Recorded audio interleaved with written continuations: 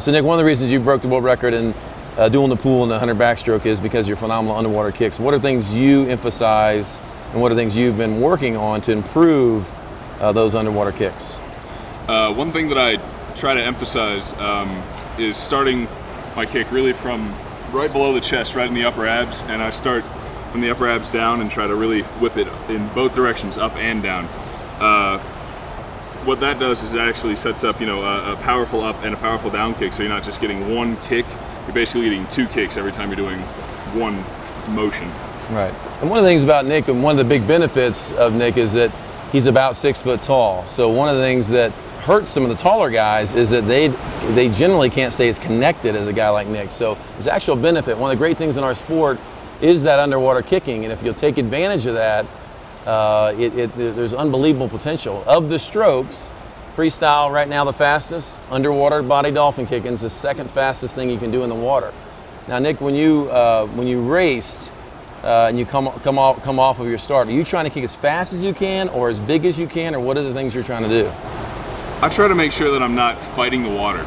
If my kicks are too big, then I'm going to be creating a lot of drag and I'm not going to be going as fast as I could. Right. Again, if they're too small, I'm not going to be getting enough power. So you really have to find that middle zone, the comfort zone, and that really just, that'll get you the most power, the most speed. Right. Now, as you're going through those underwater kicks, do you speed up the kicks within, or do you keep them all the same tempo all the way through your breakout? I think I speed them up a little bit, yeah. Because if you're moving your feet a little bit too fast at the beginning, you're just kind of thrashing in the water. You're not getting any propulsion. So I think they start out a little bit bigger, and then I try to make them a little bit smaller as I get towards the surface. Right. And one of the things about that is you want to become more like a fish. Basically, fish kick very balanced. Their upbeat and their downbeat are very similar, and that's what he's saying.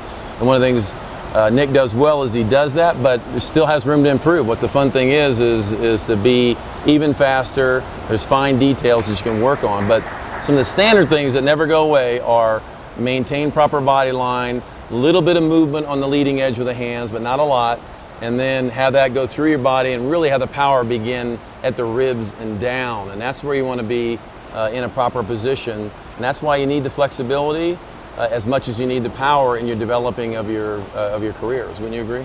Yes, sir. I've been working on my flexibility for the last several months, and I've gotten a lot better in my hamstrings and my hip flexors. I've been doing yoga and I've been doing a lot of stretching on my own, and I think my underwater kicks have benefited greatly. Right. And one of the things I've noticed about you that is very impressive is you'll come in with your yoga mat, you'll get your sheet of paper that Carissa wrote out for you, and you'll follow the program that is on the piece of paper, but it's all by yourself. Like you don't rely on other people telling you to do it. I'm not having to tell you to do it. It's stuff you're doing above and beyond.